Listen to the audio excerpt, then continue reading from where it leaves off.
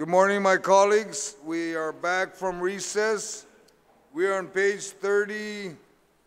Page 30. Are I there apologize. anything else Point on of order, page? Mr. Chair? There's 8 of us. Now there is. Thank Yeah, you. there's 8. But let's be reminded, number one, a quorum is only required when we start the session at any time unless it's questioned for quorum. Then that's when we have to do a count for quorum. Once we return from recess, and that's why I asked everybody to be punctual so we can move along. We've only got actually 2 days left. So, do we have any questions for, on page 30, Guam Memorial Hospital Authority? If you have an amendment, I have to see the amendment. If we don't have the amendment, we're not going to wait. Do you have the amendment up there? All right. We have an amendment on the floor. Senator Therese. Thank you, Mr. Chair. I'm all for being prompt. I know we have pressure to pass this budget. I just wish there were more people here while I try to pass this amendment. Anyways, it's been passed out. It's to take the fiscal year 2020 excess that's collected quarterly and to put that into this fund subject to legislative appropriation. It's the Hospital Capital Improvement Fund. Thank you, Mr. Chair. You have an objection? Senator Lee, there's an objection to this. You know, as I spoke with legal last night, they said that this has to be ruled out of order because this is something that was brought up before. And I have an objection anyway, so does anybody want to speak to it other than Senator Therese? Well, Mr. Chair, if it's materially the same and it's ruled out of order, then even if there's an objection, you just share from the chair if it is that. So I ask the chair to ask for the ruling based on your decision so we can move forward. Yes, I've been advised by legal that this is... Chair, legal's saying it was only out of order because it wasn't in writing. This amendment is different than the one that we tried to pass earlier. All right. Julian, we get legal to give me that confirmation on that one. Then take a moment's recess, Let me take a Mr. moment Chair. recess.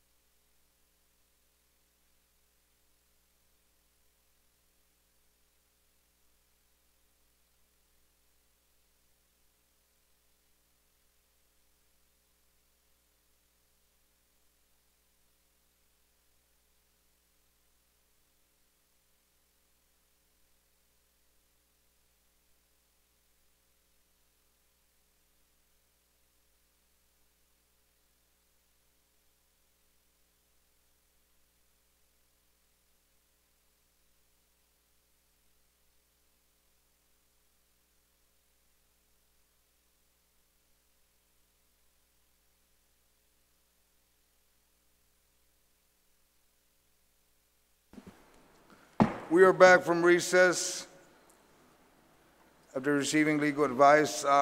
We will move on with this. Do we have any, there's an objection? Speaker Cruz? There's an objection, right? Yes, there is. So does anybody want to speak? Other than that, we can move to the motion. There is a motion to present amendment presented by Senator Therese. There is an objection. All in favor, please raise your right hand if you're in support of this amendment.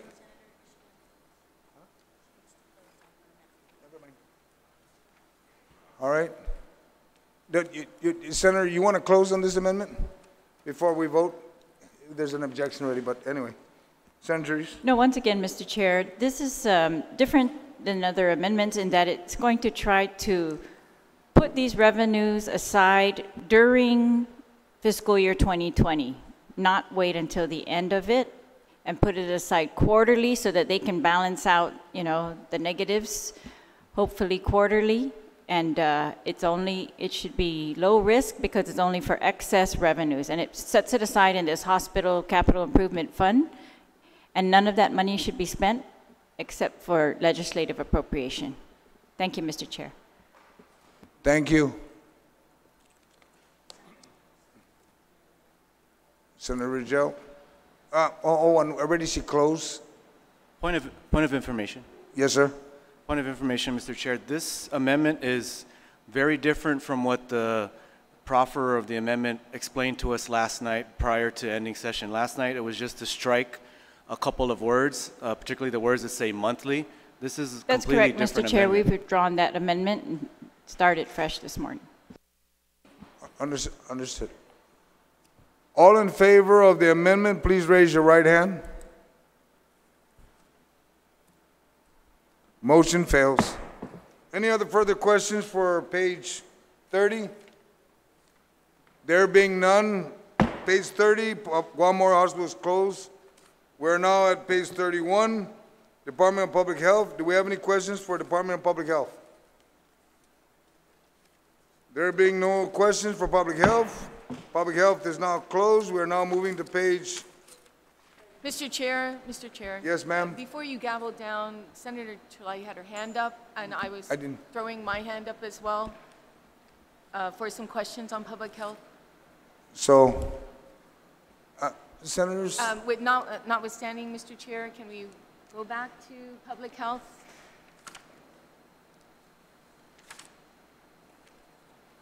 I understand we're trying to hurry through this, Mr. Chair, but before, I even looked over, her hand up went before mine. So, and then you gavelled. My colleagues, whenever I ask if there's any question, I look across the whole room and then I look left to right. My colleagues, if you don't raise your hand so I can catch it, we're gonna move. All right? So, do we have an objection to my ruling that it's closed? If there's an objection, then we put it to vote and we can come back to it. But I'm not going to keep holding the gavel and keep moving along. All right? So is there an objection? Does anyone want to override the presiding? Please state it, and we'll move by raising your hand.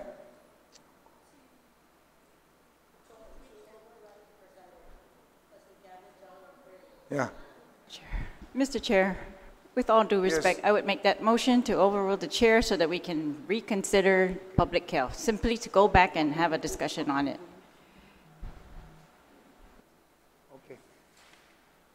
All right. All in favor of overruling the presider, please raise your right hand. 1, 2, 3. Okay. So we're back to page 31. Does anyone have any questions? Please raise your hand so I can answer it. Senator Tello. Mr. Chair, I'll yield to the oversight chair. I noticed her hand was up before mine, so I'll yield to her. All right. Okay. Senator Therese, do you have any questions for public health? Yes, thank you, Mr. Chair. Just wanted to point out, first of all, that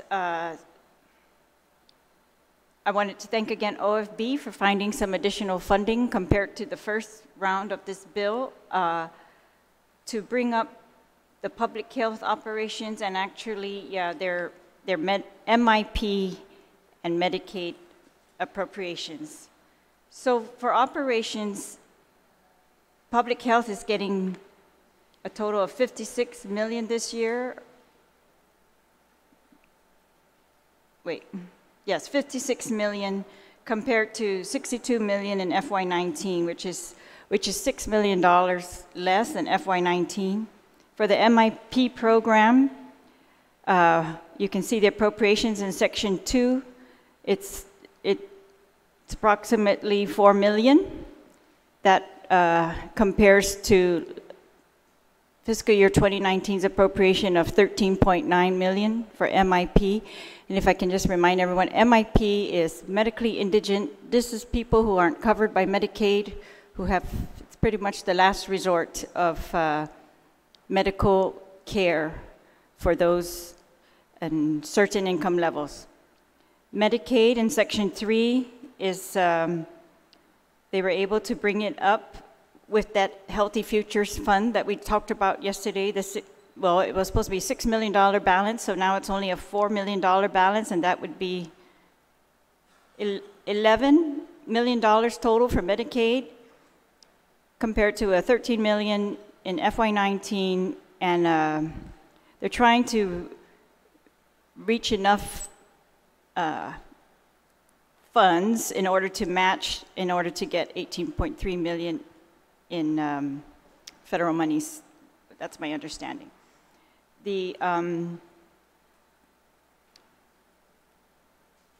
I also want to point out, and I'm very grateful, Mr. Chair, that you were able to find, on page, that there was a very slight increase, maybe $60,000 in the Guam Cancer Registry appropriation, and that you have increased the appropriation to the insurance premiums for foster care above what it was last year was $549. It's now in Section 12, $700,000. And however, the Office of Vital Statistics in Section 14 went down from FY 2019, which was 254, and this bill provides 238. That's the Office of Vital Statistics. This doesn't fund the new program that they said they wanted, but it does provide for their continuing operations. And I think that's something else we're going to have to take a look at further down the road. It provides an appropriation, an additional appropriation of $120,000 to Child Protective Services, CPS. And it ensures that there's an allocation, although from the reduced operations amount for public health, like I told you earlier, it's reduced by about, what did we say, 6 million? But out of their reduced appropriation, they will be allocating $750,000 to the medical cannabis program. And again, I want to thank you, Mr. Chair, for Section 17, where you're able to add $800,000 for that expanded foster group home to expand them beyond what they had projected, which was a maximum of 12 children. This would help them to now bring in more children. So we're grateful for those things, Mr. Chair. I think public health has a big challenge ahead of them. We're putting a lot of pressure on this director. We're lucky that she's very competent, especially when it comes to, finding grants, juggling funds. And so I've passed out an amendment, Mr. Chair, that I'd like to make, and that's just to help her to juggle a little bit between Medicaid and MIP in case Medicaid changes. She's predicted an even greater need for MIP. So this would, sorry, I don't have a copy. Did you get copies? Senator Therese, the clerk hasn't received theirs yet. Oh, here it is. I have. Sorry, Mr. Chair. So at the end of Section 3, just to add a new sentence that would say, notwithstanding any other provision of law, the amounts in this section for Medicaid can be also used for MIP.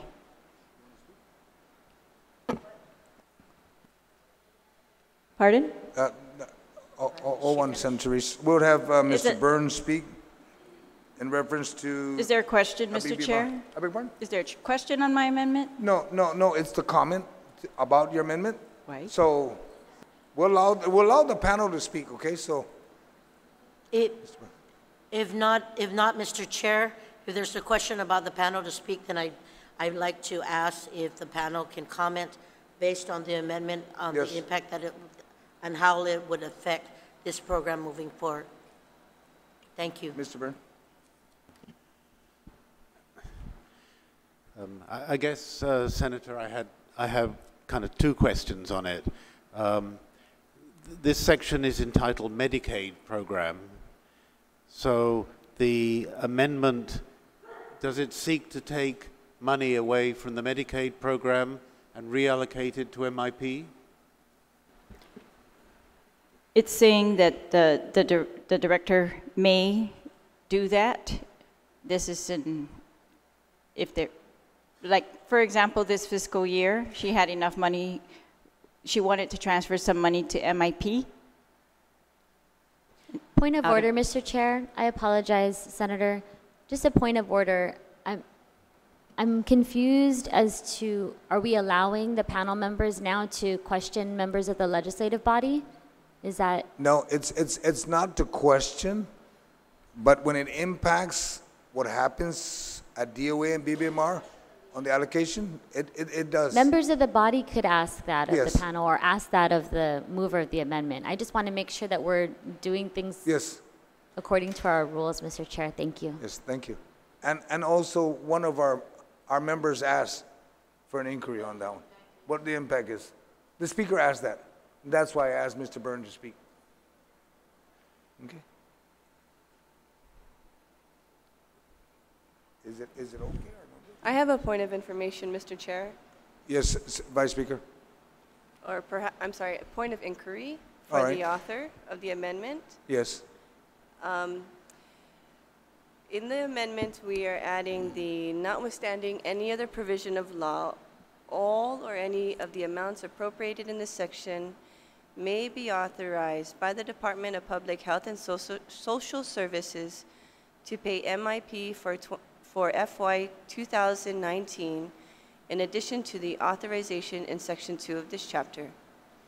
My question for the author of the amendment is, can you please explain perhaps the anticipated sequence of events that would require this amendment to be enacted? Senator Therese, do you? Yes, and thank you for that question. And in fact, while you were reading it, it's an error, Mr. Chair. It should say 2020. This is, it's supposed to, all I'm trying to do is to take this, we've appropriated for MIP. It's short according to the director, and we're appropriated for Medicaid. And so just to, in case anything changes in Congress regarding Medicaid and any funding becomes available that, you know, causes the Department of Public Health not to need the monies that we are appropriating under the Medicaid chapter, then she can transfer those to MIP. Is that correct? Well, there are certain proposals that Public Health has made to Congress, Mr. Chair, to, you know, they want changes in the Medicaid to apply to Guam. And so we're still optimistic that some of those will occur during fiscal year 2020. And if they do, the director would like the flexibility to be able to use that money for MIP. Thank you, Mr. Chair. So perhaps a follow-on question.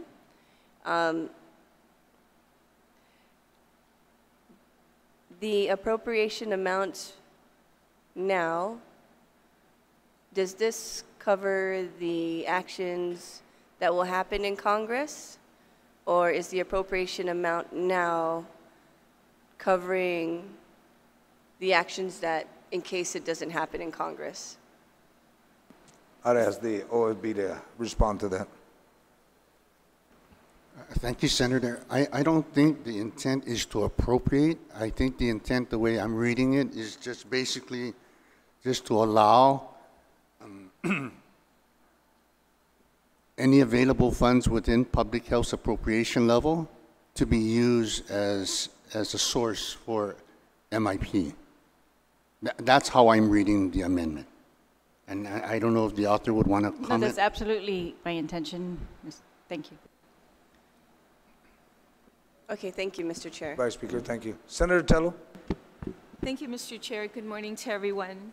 I stand in full support of this amendment. I'm glad that the author recognized the correction on the last sentence to adjust it to, and I'm she hasn't done it already, I would like to make an amendment to this amendment to cross out 2019 and make it 2020.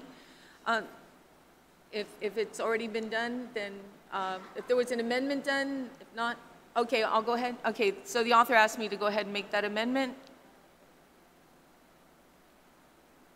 This amendment, because when I saw it was 2019, you only have 3 months for her to do it, so it was a correction?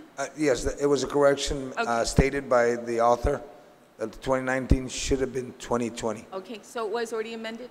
Okay, good. I stand in full support of this, Mr. Speaker, Mr. Chair. This allows the flexibility that the director has at Public Health. You never know, as mentioned before, like what happened this year, where we didn't have the requirement of the matching fund needed. And as we know, with the shortcomings of our Healthy Futures Fund for FY19, we need some help, assistance in that area as well. So I stand in full support of this, and most especially if you look at the section that says may. It's not shall, but may. And that allows the flexibility. So if you look at the first sentence in this section, may be authorized by the Department of Public Health and Social Services. So I stand in full support of this. Thank you, Mr. Chair.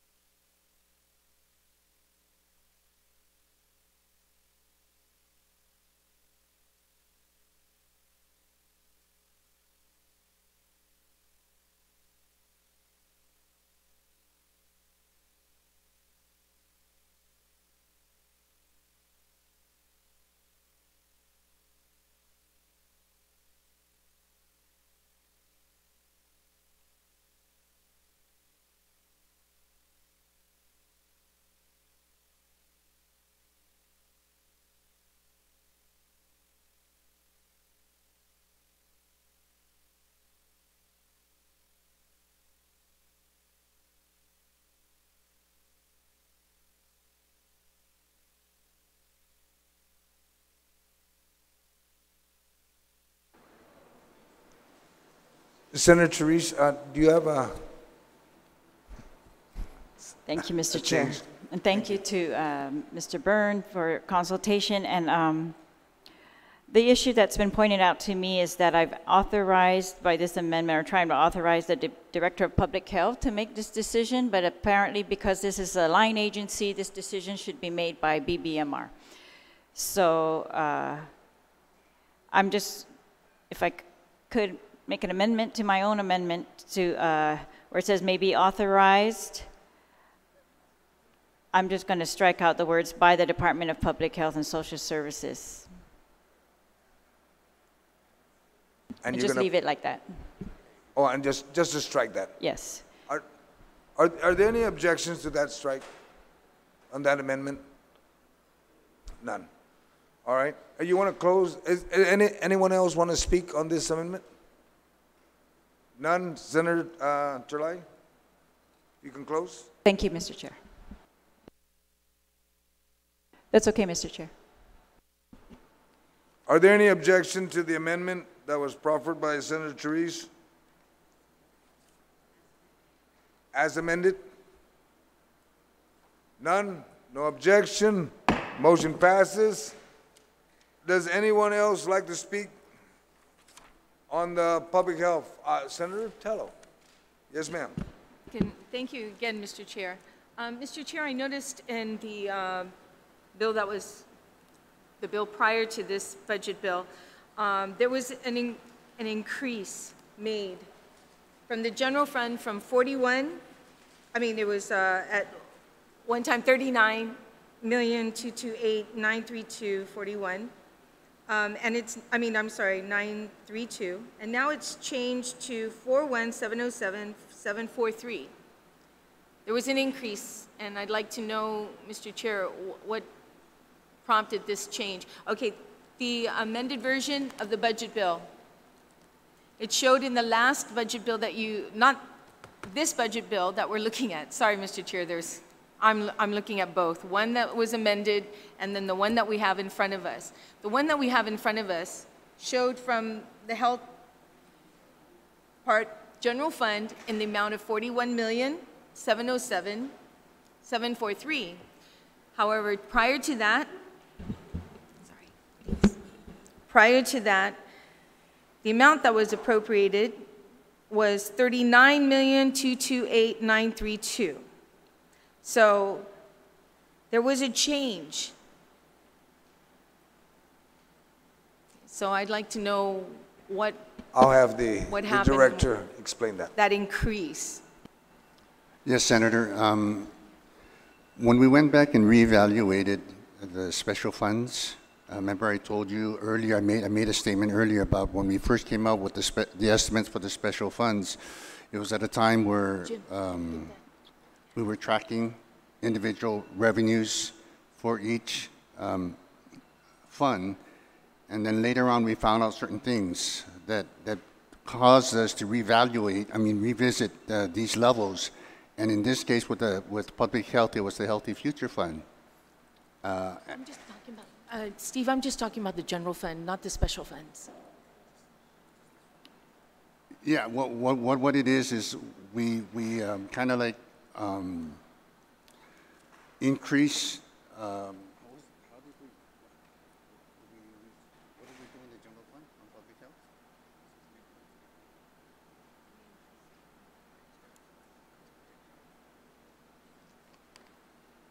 Oh, here. Okay, Senator, this is it.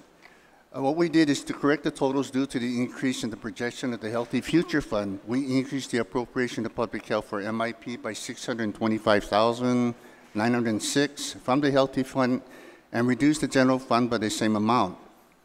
Then we appropriated general fund amounts, and this is just a shift in programs, to the Mayor's Council due to the reduction in the Guam Highway projection. So if you can follow me, that we did a myriad of transfers between funds just to accommodate the special funds. In other words, we increased the special funds, but because the special funds are only designed to fund specific departments, we had to kind of like,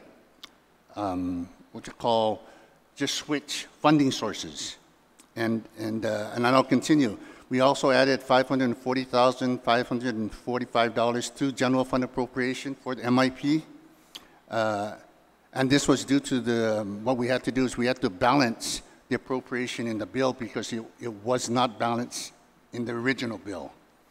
So when we made these adjustments, we made the adjustments to make sure that at the end, between all funds, it was balanced because in the original bill it was not balanced. That's why we had to make the amendments. Further than that, and we also added 172 to the general fund appropriation for the Medicaid program. Yeah. And that was due to the TEFF increase, which freed up some general fund appropriation for the Tijan High School base rent. So what we did is all these funding sources that were available for public health, we had to do an in and out kind of thing to make sure that it balanced. And in order to do that, it also involved other departments. So what we did is we went to other departments that were funded by certain funds, increased or decreased those accounts, transferred those monies to the other departments just to make sure that we balanced. It's kind of a complicated thing, but if you want to see the schedule, we can show you the schedule and how we came up. So what you did was you used special funds to make these adjustments. Yes. And both special funds and yes, additional money, release of general fund money to yes, be appropriated in areas that cannot be appropriated by special funds. Well, yeah, Because, every special fund has a law behind it on how it's supposed to be appropriated. Yes.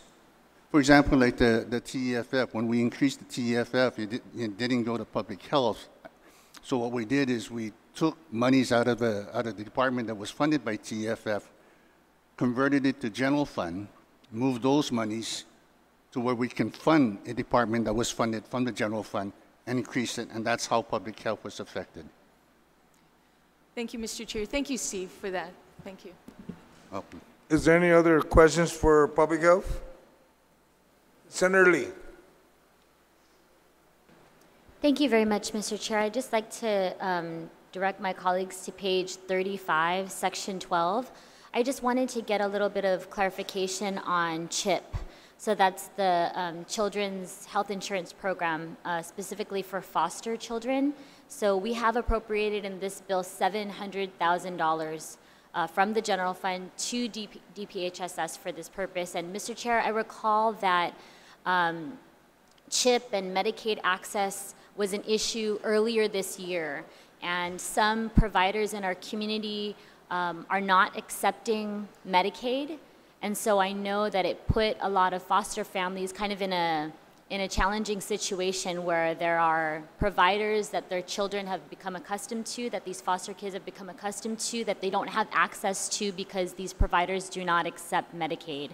And I know that some of our colleagues have brought it up earlier this year and raised it as an issue.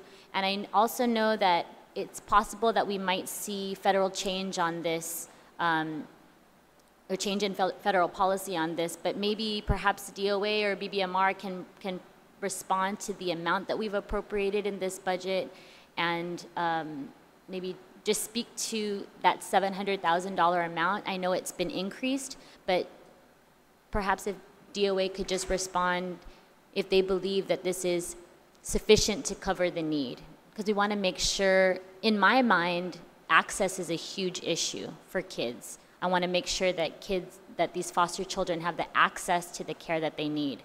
So if DOA could just comment about this $700,000 amount, and if they feel it's sufficient to make sure that our kids are taken care of. Thank you, Mr. Chair. Thank you. Mr. Burns or Jason, whichever one, if you could respond to that. Section 12. Yeah, Senator, thank you. You are correct that as we draw to the end of this financial year, we did run out of funds to pay for this program through commercial insurance, and some foster children were transferred to Medicaid and MIP, and some providers that previously they were consulting under the commercial program didn't accept either of those two programs.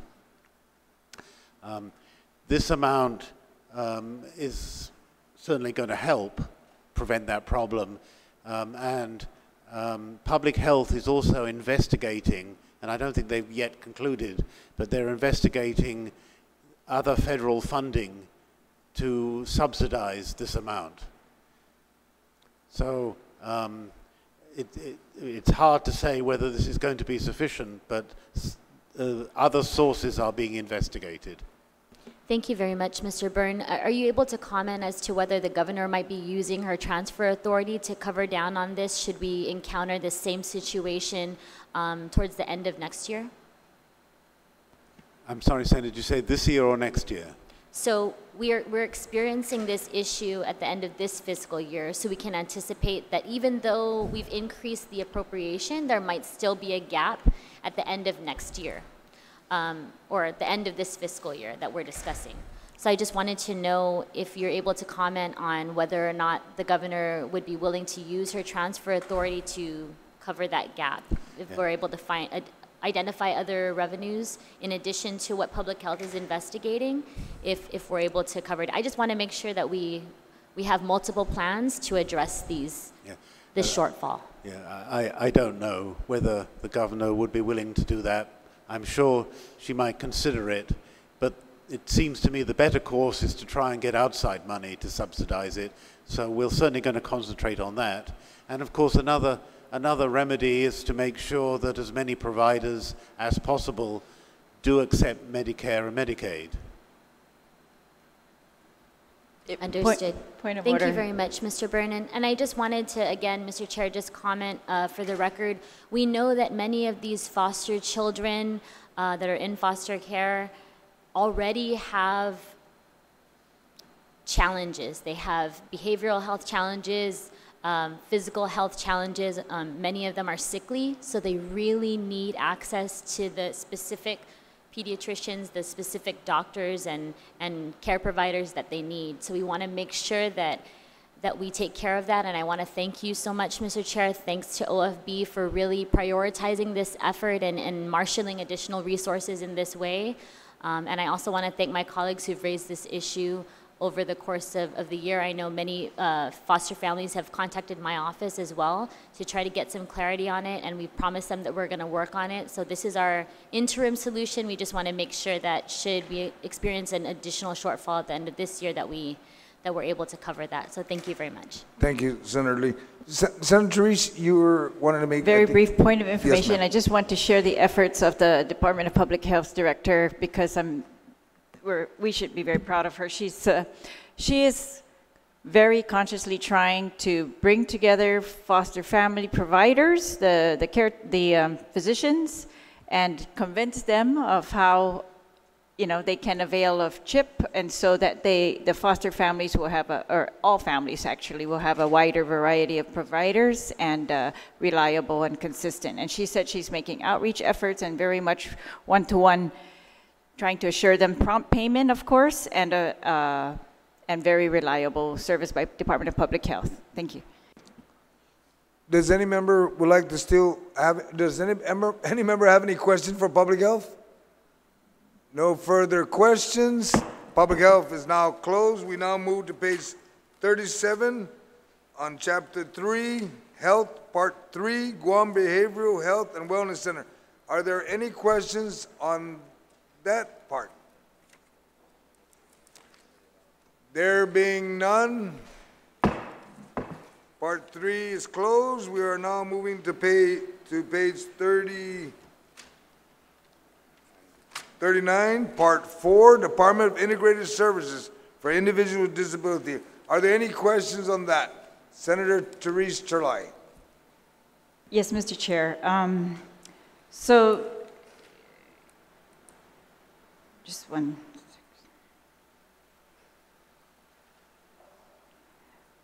All right. DISIT received a very slight increase from it was 919,000 in FY19. They came in with very clear plans of what they want to do. And I would just ask that in section 2, this is something new that was added in, but I would ask, it's mandating that this amount be used for one particular use, but I would ask, instead of shall, that it may be allocated as needed and that the directors make that. So I would make that amendment, page 38, line 24, to change shall to may. Objection.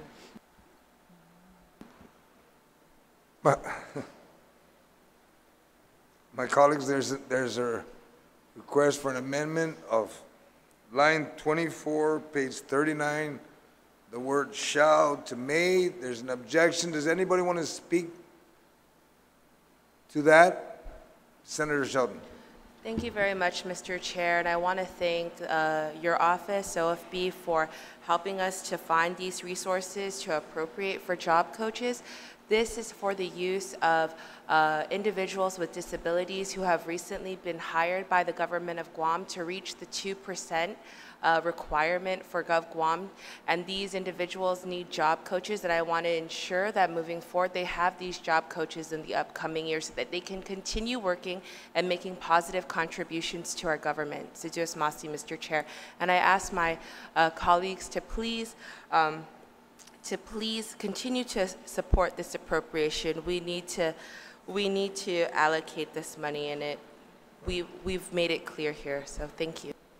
All right, thank you. Vice, brief recess? I was going to support the...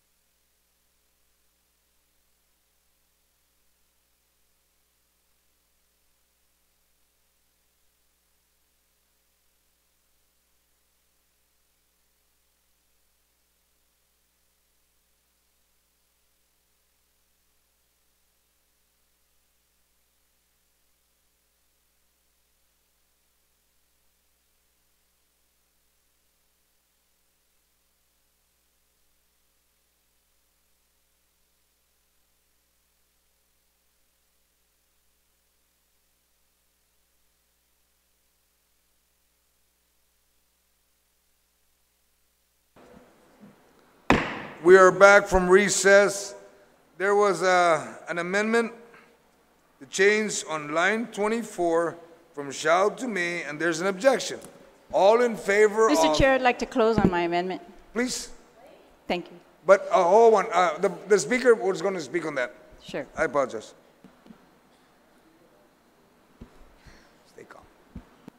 Mr. Chair, thank you for giving me the opportunity to speak on the amendment and why I support the provision as quoted on Section 2, the sum of $68,000 from the Healthy Futures Fund, $68,738 from the Healthy Futures Funds and $31,262 from the General Fund shall be allocated from the appropriation in Section 1 of this part of this chapter for job coaches to assist with individuals with disabilities to maintain gainful employment. Mr. Chair, in speaking with my colleagues and knowing that this concern was brought up to our issue and making sure that we truly provide the opportunity for those with disabilities who need the support in the efforts and working with the agency involved, it was important that we realize that in order for this program to work, that this provision needed to be put in. And I want to share with you, Mr. Chair, that the commitment to support those efforts are there. And as you know, and I know that when you change the word shall to may, that gives the opportunity for the provision not to be afforded. And in our efforts to making sure that persons with disabilities that will work with this, this opportunity to get that necessary coaching is in need, then the word shall is very important to keep in, because we need to make sure that those individuals be given and afforded that opportunity with the assistance of their coaches. So I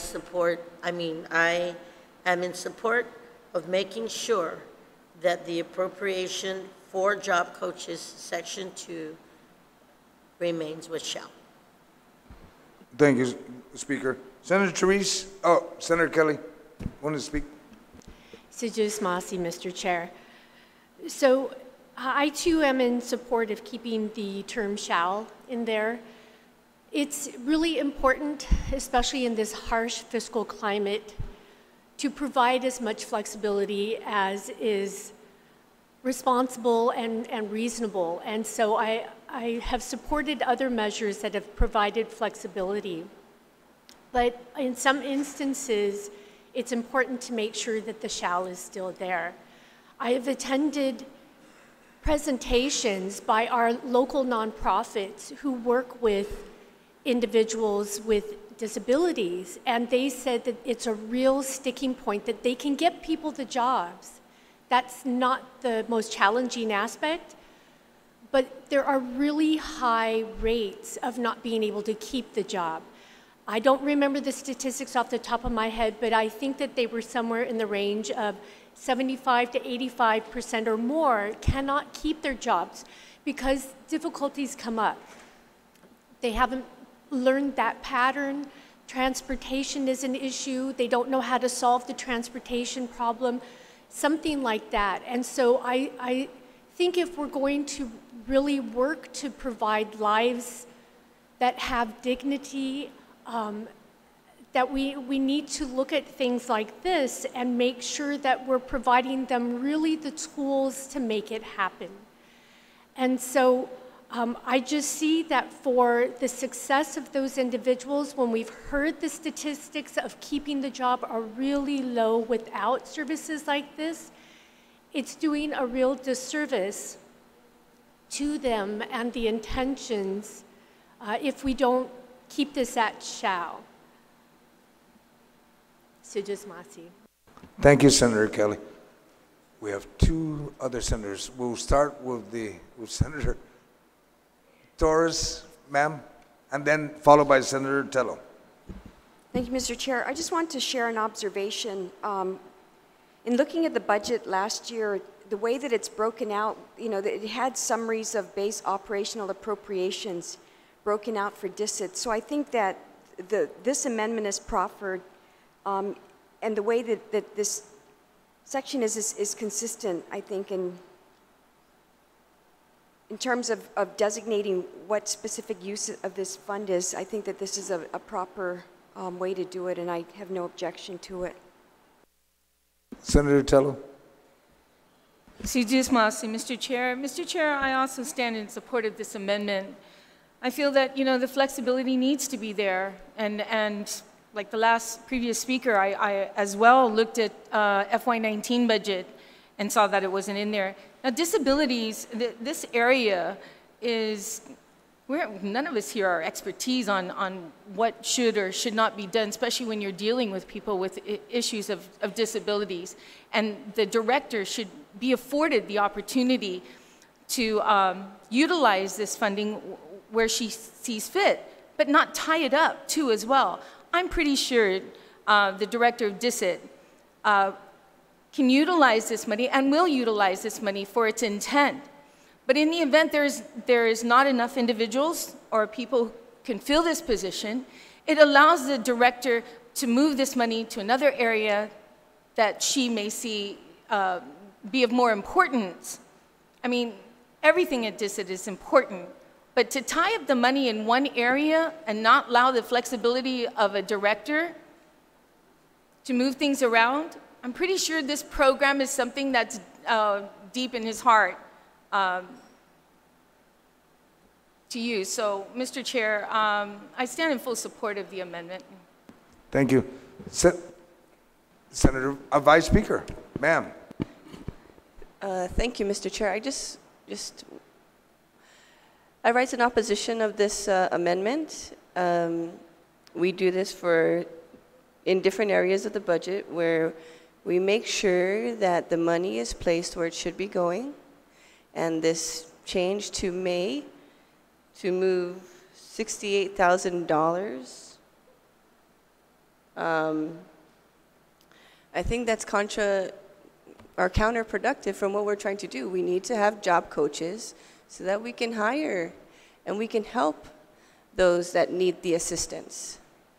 And so I think that this money is a good investment so that we can help these people get jobs and to coach them along the way to maintain their jobs and live whole lives, because everyone needs a little bit of help. Thank you, Mr. Chair.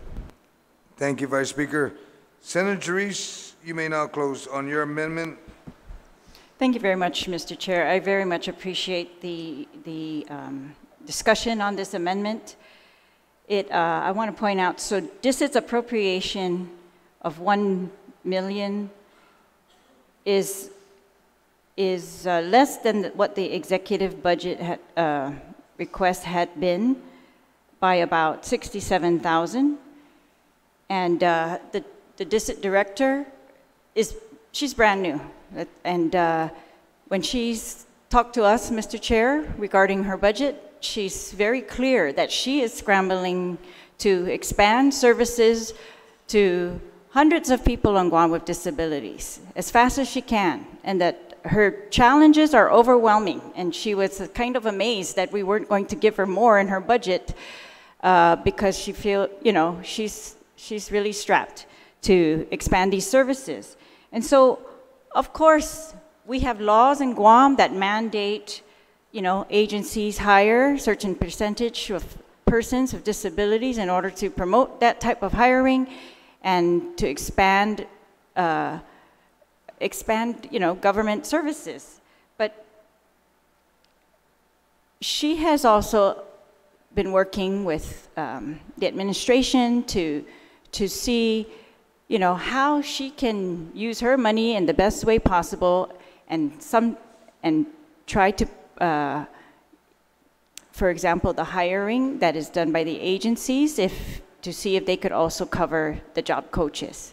It's not that anybody doesn't want job coaches. In fact, if it's a mandate, then she's going to have to find a way for a lot more than what's provided here, Mr. Chair, for job coaches. This is very, very small for what the need is. And so it's not that anybody is opposed to job coaches. That's not even the point at all. The point is when she's very strapped for cash, to give her the maximum flexibility to deal with all the persons with disabilities on Guam. But Mr. Chair, I want to thank those who have supported this amendment, but I don't think it's, if this is, I'm going to withdraw my amendment just because I don't think it's, I don't know, if it, I'm not sure what the discussion was, how this got in, because it wasn't discussed when we were there with the agency director, Mr. Chair, but I'm going to withdraw my amendment. Thank you. Thank you, Senator Therese. Does anybody have any, or is there a motion to withdraw? Any objection? None. Any other questions for page 39, Department of Integrated Service, DISIT? There being none, that's closed. We are now on page 41 under chapter 4, Unified Judiciary. Do we have any question from my colleagues?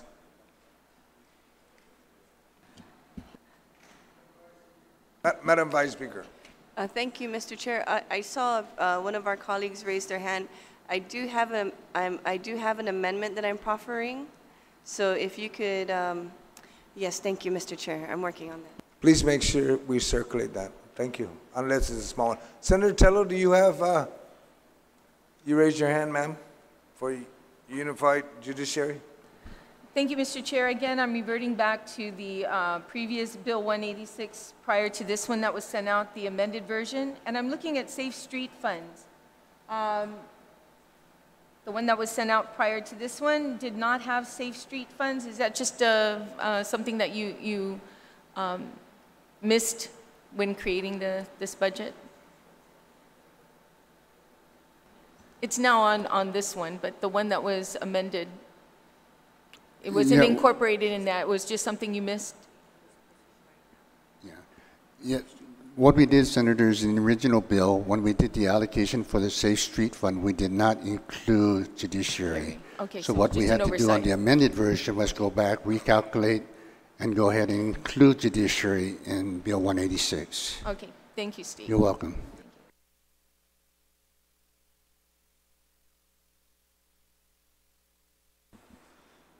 Does any other colleagues have any question for the Unified Judiciary? And if you have an amendment, a reminder, please route it up. Unless it's a one-word amendment, then we can move on that. But if it's a full amendment, you need to route it to the clerk, and everybody provide a copy. Senator Therese, you have a question for the Unified Judiciary.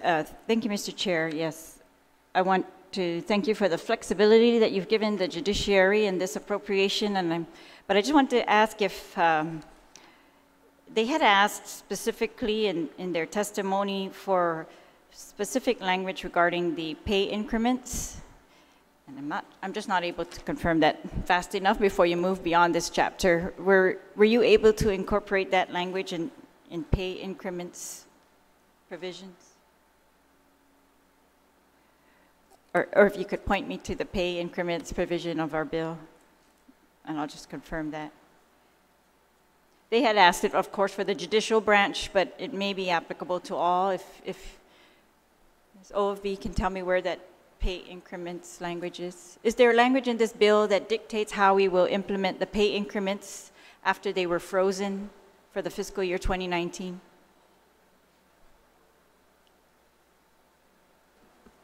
Oh, you're asking whether or not increments were budgeted? No, I know that you budgeted them, but yes. Is there any language in this bill that dictates how they will be paid going forward? Not in how to implement the increments for 2020. All right, then I'm going to try to put this in an administrative provision for all agencies then, Mr. Chair. I think they've asked it for the judiciary, but it should be applicable to all. I'll put it in the admin. Just to let you know, I think the Attorney General, you want to speak on that one? The Attorney General also had a provision that they recommended as to how to implement increments, right? Right, the Attorney General. So both of them. So I'm thinking that should be incorporated, but we'll put it in administrative provisions? Maybe administrative or miscellaneous, so we can move along. All right, thank you. I ask now, does any other colleagues have, Vice Speaker, you said you have an amendment? Ma'am? Just a quick recess, Mr. Chair. Okay, We're working on it, sorry. all right. Thank you.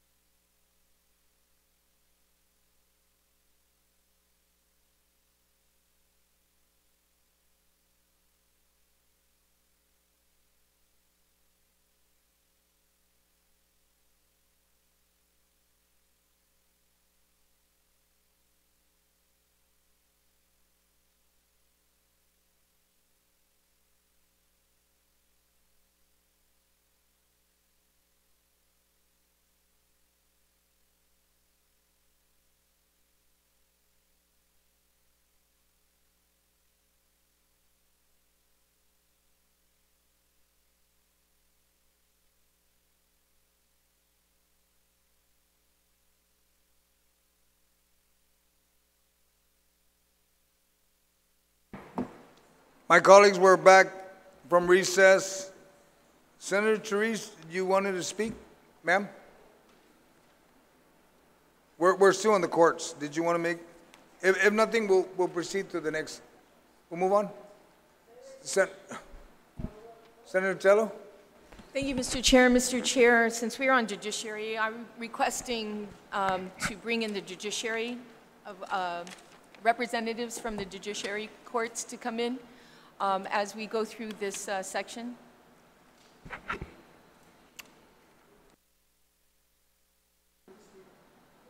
Please keep in mind, we are not going to recess. We're going to keep going. If any of my colleagues here would want to request for any representative from any agency, call them, have them show up while we're still in their part, and we'll move on.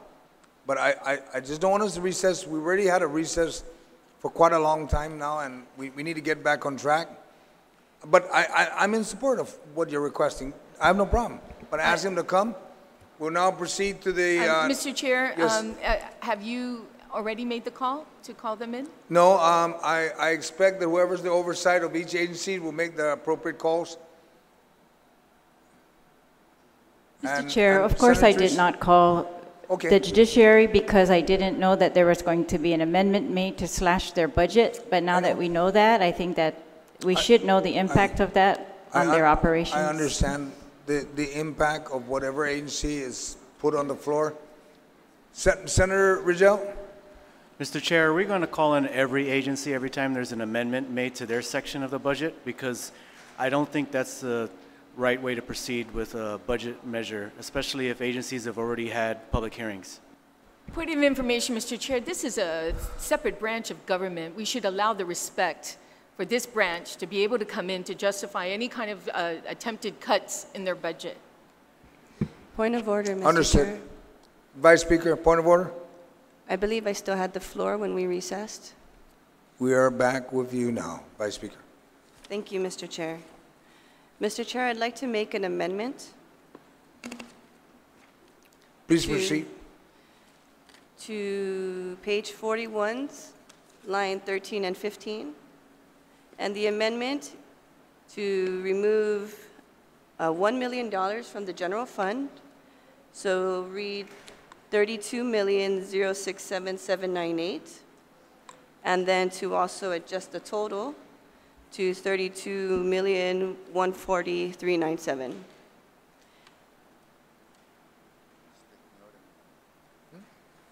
Mr. Chair, we saw as of August 1st, 2019, that the judiciary has incorporated new fees as of August 1st, 2019. And my colleagues, you have the resolution and the fee schedule.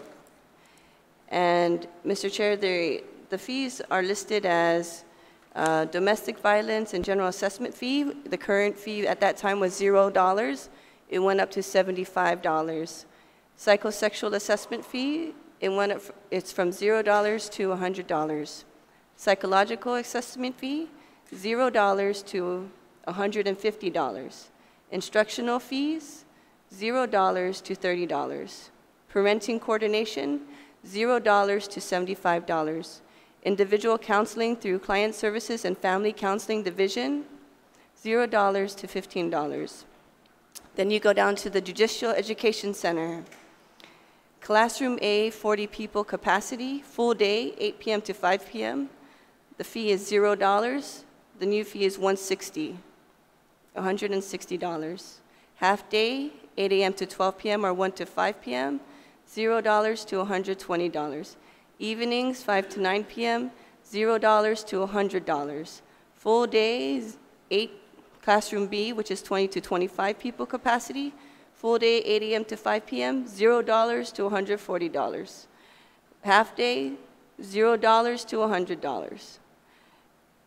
Evening, $0 to $80.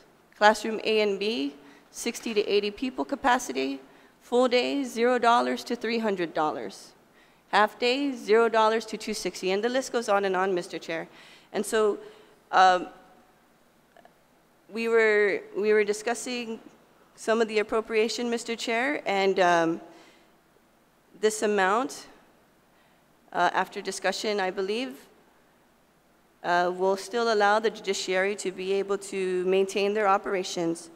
And so with this amount of money, this $1 million, Mr. Chair, I'm also proposing at a later amendment to move this to Guam Department of Education, specifically for their capital improvement projects in their schools, in their public schools. We expressed a lot of our concern and disappointment yesterday that our students, the bathrooms are not being renovated, and some of their restrooms are not functional. We expressed concerns. I'm getting texts and pictures from teachers who, during the rain the day before, shows us that their awnings do not provide adequate shelter for the children. And their children slip and fall, and they end up in the nurse's office. We've seen other areas where the classrooms have mold in them because there are leaks in the ceiling. And so I'm asking my colleagues for their support in this amendment, and then also to the sum of $115,000 appropriation for the Veteran Affairs Office.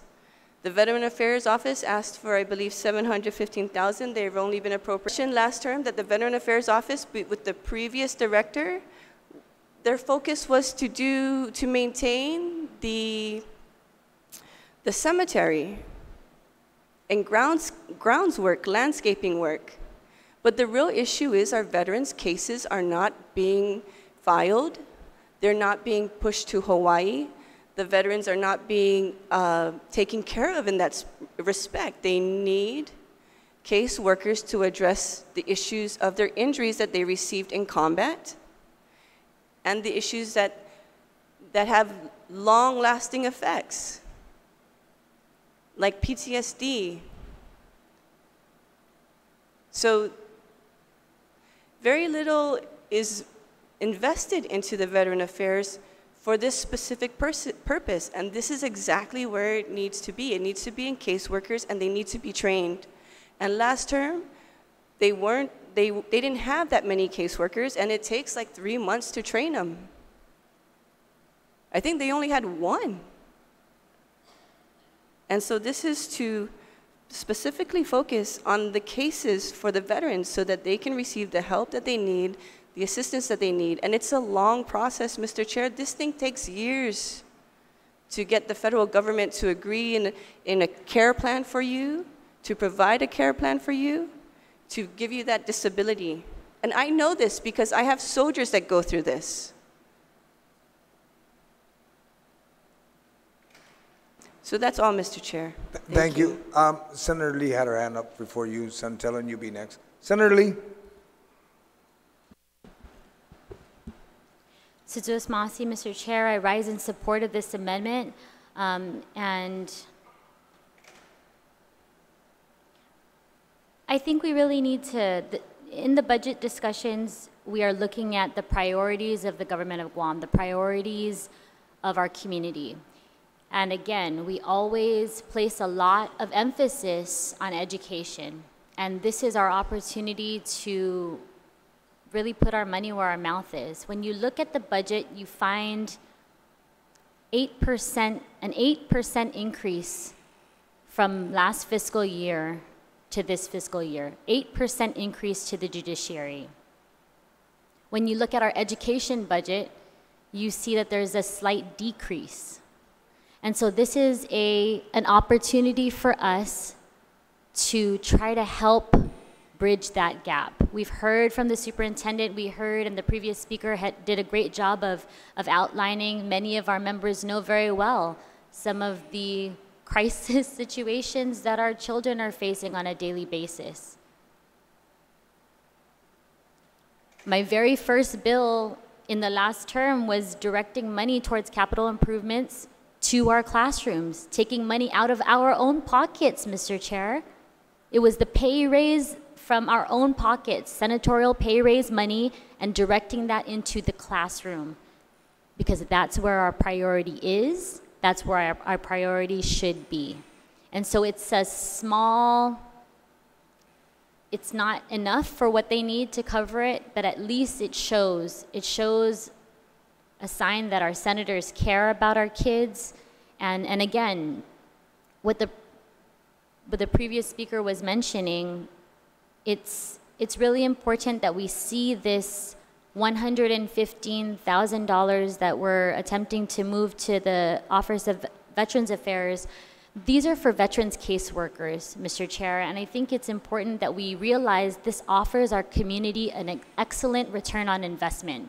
If we put this $115,000 into caseworkers for our veterans, that turns around so much more money into our community. If they're able to process their claims and get that money back, that money comes back into our community and back into taking care of the people who help protect us. And yes, that's a function of the federal government, but the local government has a role to play in that too. And so I stand in support of this amendment, Mr. Chair, and I ask my colleagues, I beg my colleagues to please, we always say that these are our priority areas, our children and our vets, so this is an opportunity for us to show it. The judiciary has an increase, and we're not asking that we take the entire money that we've increased to them, but just a small portion off the top, and they still get a bump. We still want to show them the respect as a separate and equal branch of our government, but we just ask them to please help us all live within our means and help us to marshal these resources into these very high priority areas. Sidus Masi. Thank you, Senator Lee. Senator Tello? Thank you, Mr. Chair. And Mr. Chair, you know, we're on page 112 now? No, Senator Tello, we're on page 41. But this amendment, it says page 112, line 19. 112? Point of order, Mr. Chair. Or Am I missing perhaps one? point of information, just to clear it up. I think I can clear this one up. Senator Tello, Yes, as we okay, spoke now I earlier, found the- our rules of engagements are, if you find a funding that we're on, an agency, and you identify the funding there. Oh, no, that you wanna Mr. move Chair, it- I understand Yeah, the rules. okay. However, I'm just trying to figure out which amendment we're on. Is it the one on, okay, page 41? Is that the one? Yes, we're on page 41. The intent was, if you look on the first, there's two amendments. Yeah, that's One- why I one just want to make identifies- sure I'm looking at the right one. One identifies the page 41, the 33,067 or 33,140-397.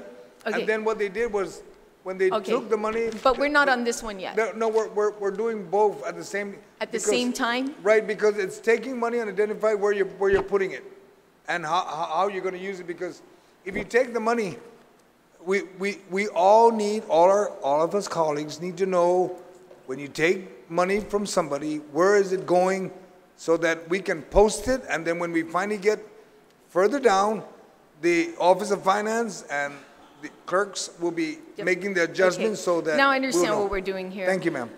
But again, Mr. Chair, you know, for us to be able to, in our good conscience and due diligence, to ensure that what we're taking from Peter to pay Paul, that we have the opportunity for Peter to come in here and tell us how this is going to impact their agencies. This is $1 million. No, I don't have any issue on you know, helping DOE or the veterans at all. That's not the point. But we at least, Mr. Chair, have to ask Judiciary to come in and let this body know what's going to happen when you take that $1 million away, Mr. Chair. Understood. Thank you, Senator. Senator Clint, you raised your hand. Sir? Thank you. Thank you, Mr. Chair. I think we should be clear that even after, if we are successful with appropriating these funds, the judiciary will still have a 5% increase over its current fiscal year appropriations. Actually, can I ask the members of the panel if that's correct, if that's accurate? Will they still have a 5% increase over their current budget if we use this funding here that we have identified? Anyone on the panel, please answer. Thank you. Yes, Senator. If you remove the 1 million from judiciary, they would still have a 5% increase in the bottom line on their 2020 budget level. Thank you very much. So they are still going to get an increase over what they're currently getting by 5%. So with that, I rise in full support of this amendment. I think this amendment's doing the right thing. It's appropriating money where it's sorely needed, GDOE, and it's for capital improvement projects. It's not for hiring, it's not for raises, it's for capital improvement projects. And let me tell you, as the previous speakers have mentioned, capital improvements are sorely needed in the schools. We hear it all the time. I have 2 kids that go to Talafofo Elementary School. Right now at Talafofo Elementary School, let me show you what, I have video I could display here, but in the interest of time, I won't show it. It floods every time it rains there because the awnings are broken.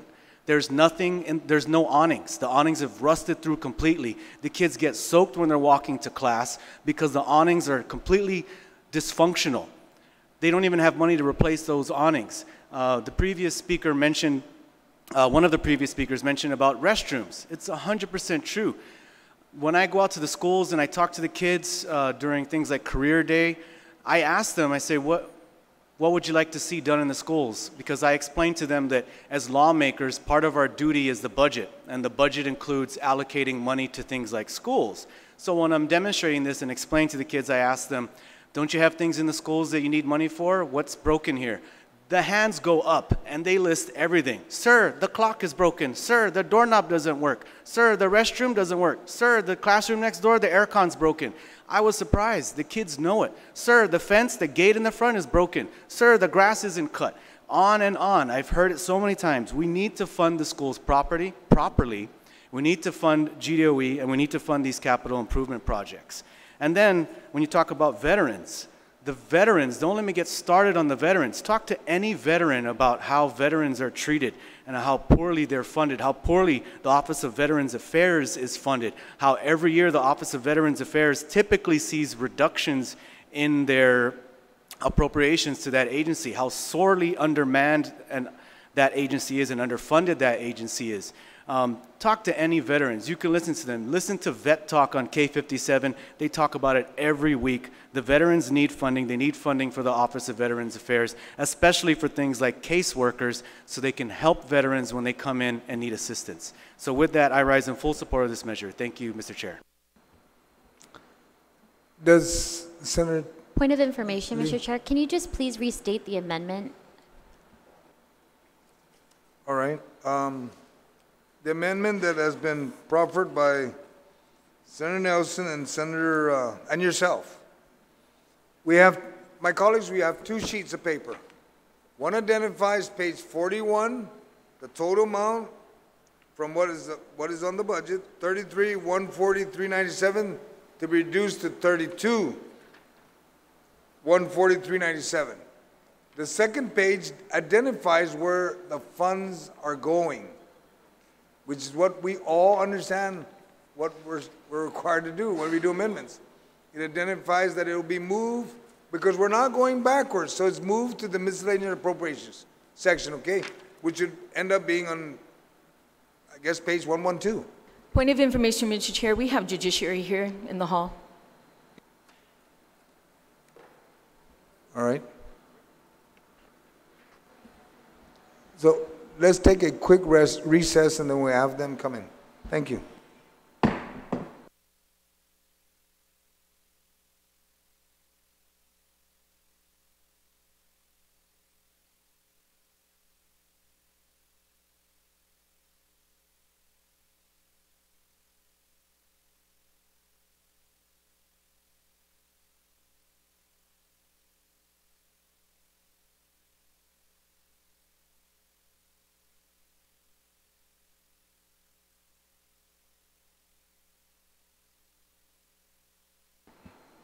My colleagues, we're back from recess. We have President Mr. Sean Gumatauto, right? Just for the record, Sean Gumatauto, Director of Policy, Planning, and Community Relations for the Judiciary of Guam. Yes, sir. Do we have any questions for the Unified Judiciary representative? You can provide him a copy if you want. I mean, Tom, can you provide a copy to Sean?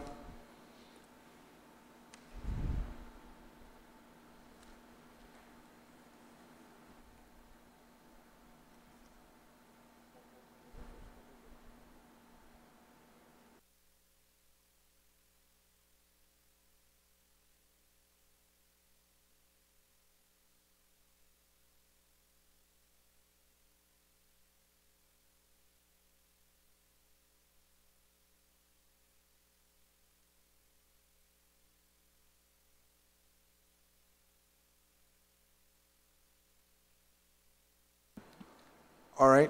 Do we have, do any of my colleagues have any questions for the representative of the courts? Senator Perez, did you have a question? Thanks, Mr. Chair. Good morning, Hi, Senator. Good morning. Yes, my office is trying to reach you regarding the lease of that building for the probation court. And so it's my understanding that the lease, or if you can explain to my members or the body, what was the term of the lease as far as length of time for that building?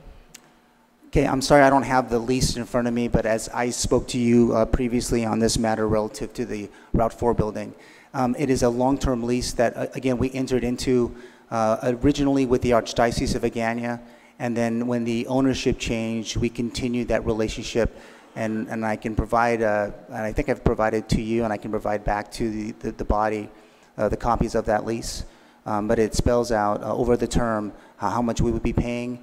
The current plan is to ensure that, again, we're developing our master facilities plan.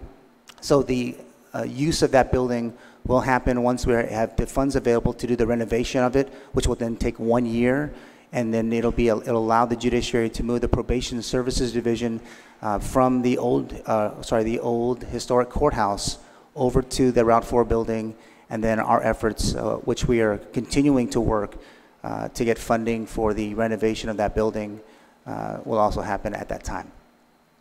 So the lease is greater than 5 years, is that correct? Yes, it is. It is greater than 5 years. And did the judiciary get approval from the legislature regarding that lease? As we had spoke previously, Senator, our judicial council drives the policymaking arm of the entire branch of government. It is made up of our Chief Justice, the 2 associate justices, the presiding judge, and a designee.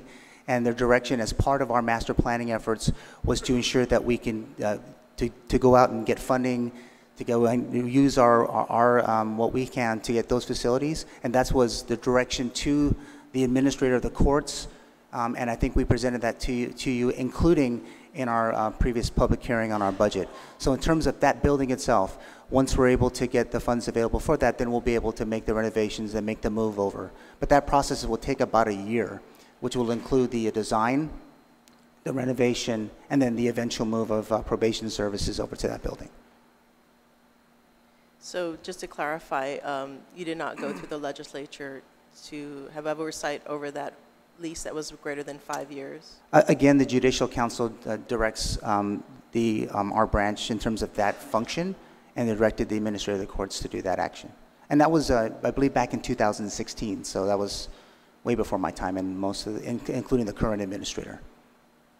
Is it a requirement for leases greater than 5 years? Isn't it true that leases greater than 5 years need to be have legislative oversight and approval? My understanding is no. Is there someone here who will correct me, but I don't think so. And then what's the basis for that? Again, it goes back to the creation of that council and in their function in the direction of the policy making of our branch of government. Okay. And that funding, where is that funding drawn from? The funding would come from our operations of the court. And is that and so we're trying to work to get a loan as part of our master's facilities program. And so that is going to be one of the priority projects to start as we again make the effort to renovate the old historic courthouse, which turned 50 last year. So the funding is coming from the general fund? No, again, we're looking to use a loan for that, so we can plan out and build out our facilities. But are you currently paying leases on We have that? been paying, yes. It's coming out of our general operations funds. So is it coming from the general fund? It is. And how much is that per month?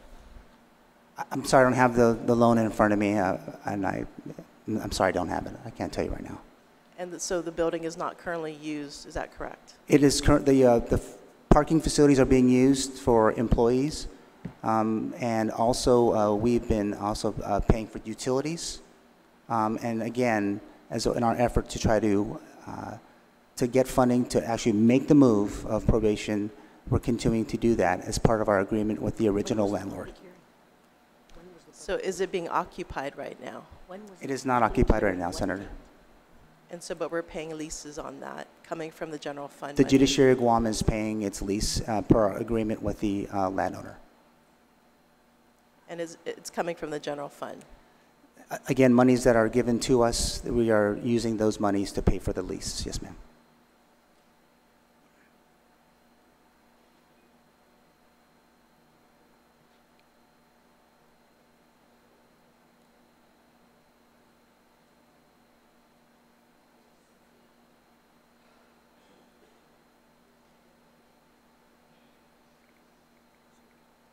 I was going to actually provide a copy of that lease to the body, so I'll reserve Do you have a copy of that one, Senator Paris? I do, but I just have to print it up.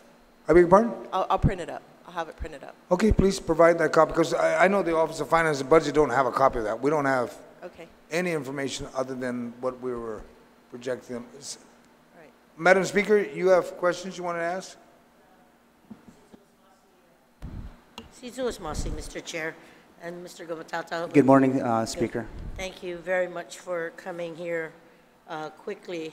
I want to share with you that we have an amendment on the floor, and based on that, there was some new information provided to us just now in references to an attachment A that came with a resolution JC 19-020. You're very much aware of Yes, that, ma'am. right? Yeah, thank you. And in that attachment A, it talks about new fees. The CSFC Counseling and Education Program fees, the Judicial Education Center for fees, the Marshall Division fees, the Probation Services Division fees, traffic court fees, the public access fees for Supreme Court and Superior Court, and then the existing fees for record search, retrieval, copy, and certification fees. And then it has the Superior Court and traffic court clearances, and then the for court costs, it also has the traffic court cases, the maximum amount of fees assessed, and bench trial court costs. So all those fees are on. And one of the questions I wanted to ask, and forgive me for probably not being there, at the public hearing, I think a month and a half ago, I wanted to know if were those fees, were these new fees addressed in the public hearing for the judiciary? If you recall, just to go backwards, a little historical reference, about a year ago, and this and went as the financial constraints of the government had made it really difficult to get even allotments and the like into not just our branch, but the entire government of Guam. There was a direction by our Judicial Council to look at new fees, but now these are these are new fees for programs that we had been for previous years had been paying for folks who come down to and use our services. Obviously, with the creation of the new Judicial Education Center, that building, you know, there's power and there's water and there's facilities that we've given to folks from GCC and other executive branch agencies to use that facility for their training, which some of the training that we even provided. So we are, with this effort was to cover those costs, those costs to help run that building, again, at the direction of the Judicial Council. Now this also was part of about a 9-month process that we've been, you know, properly noticed. We were talking about it in the Judicial Council meetings. It was the branch that looked at other jurisdictions, especially for some of the fees that we increased. So this is in line with the judiciary's efforts. I want to say, I believe it was 3 years previous that we've been doing this as part of our normal bit of our operations. So these new fees are just, again, allow us to capture some of those fees because Right. it's an increase in the services. So I know that I think there was a public hearing on June 25th, Yes. right? Mhm. And one of the questions that was asked while we were in recess, were these fees ever brought to the committee of OFB, to the oversight chair? And because I was hoping to see what the impact was based on the fees assessed, because when I looked over the resolution JC 19-020, I saw that that it was signed on June 21st, 2019. We had the public hearing on June 25th, and then I did not see any impact to how much the total, based on all the new fees, because 90% of the fees that were assessed at zero current form were increased, showed a proposed fee of anywhere from double the amount that was assessed to anywhere in the hundreds of dollars for classroom training and all that. So I was told that this was not received. So I didn't get this until just now. So maybe my first question to ask you was, based on that, the projection, based on the fees that have been proposed and accepted in June, my first question was, the copy was not provided at the public hearing. So I wanted to know what the impact was based on your signage on the acceptance of the fees. What was the proposed projected impact of all the fees assessed? Okay, again, the Judicial Council, which drives the policy-making part of what we do at the branch, over 9 months ago, based on the budget and the monies that come into the judiciary, that directed us to do this exercise. It was led by our Deputy Administrator of the courts, working with our managers. We did a national search looking at different jurisdictions on how much fees of this type would cost. We had presented it back to our council. It was deliberated over months and tweaked. Again, the 9-month process ended with the signing of the JC resolution at that time. In terms of its impact, it is as we normally give it out to the community, we've noticed it properly. If the committee didn't get it, it's our apologies. But when we think about our branch and how it's administered and the impacts to it, it's how this would impact what we do here at the branch. And remember, the fees that are here, they would go into how we help to fund indigent defense, because it goes in the Client Services Fund, which basically funds indigent defense. So it's going right back into the fund that helps people get the service they need. So as we look at projections for budget appropriations for the different agencies and the different branches of government, usually we get an accounting of where we're at, what's been expended, what's lapsed, what needs to be appropriated, what is lacking. And I'm just saying that based on the information just received, I wasn't at the public hearings for the AAA process, and I'm pretty sure that if we got something to that effect, it would probably show an impact on each of the fees, the new fees that are now assessed. And I just wanted to know if you brought that, because for me, I think it would have brought on a very different perspective on the allocation for the appropriation for the judiciary on that. And I'm looking at the amendments in front of us and the need for the Education Department and for the Veterans Affairs, and the clear justification of why resources should be on there, the impact of what was not provided to the body or to OFB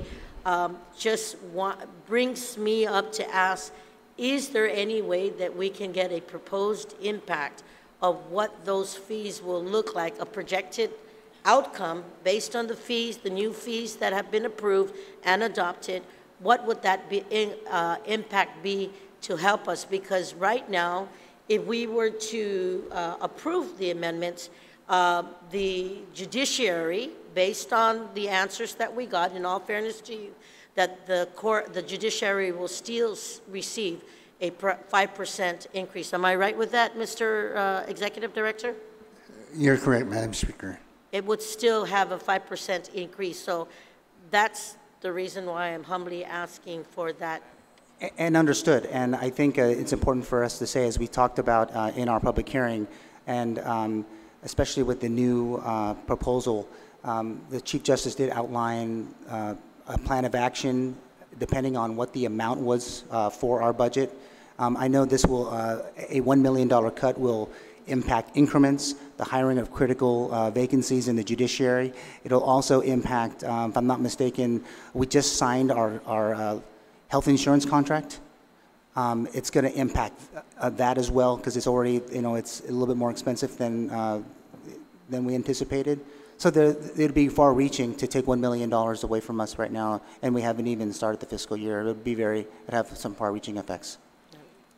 That's why, Mr. Gumatauta, the request was added to see what the impacts would be based on the new fees, just so that we can have a better understanding moving forward to see how we can support everybody with some kind of parity across the board. Yes, thank you. So in all fairness to our colleagues, and working closely with the judiciary, what the impacts would be. And Mr. Chair, unless there's any follow-up questions or concerns regarding this matter, I think that it's important that we at least take the time to be fair on both sides, because as I definitely support the intent and desiring to want to vote for the bill, I literally want to know what the impact is based on the proposed fees and how much could be envisioned so that we can come up with some kind of compromise.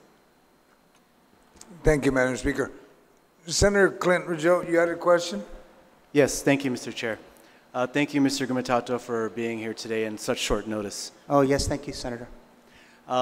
First off, has not the Judiciary of Guam already begun some capital improvement projects that it just recently completed? I saw some renovations ongoing outside the building, the Judicial Center. I think the last capital improvement project that we completed was the new roof, and that was, and so it's been about maybe 8 months since the roof has been completed. So that was the last one, and again, the judiciary is working towards expanding beyond that. But yes, that was the last one that was completed. Are there other capital improvement projects slated to begin soon? At this point, no. Again, our priority is the Route 4 building.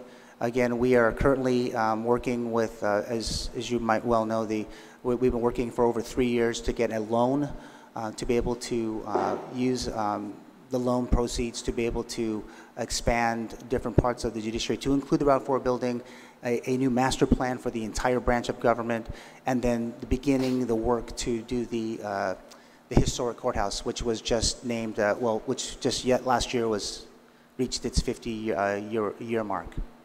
Okay. And do all of the restrooms work at the judiciary? I believe they do, sir.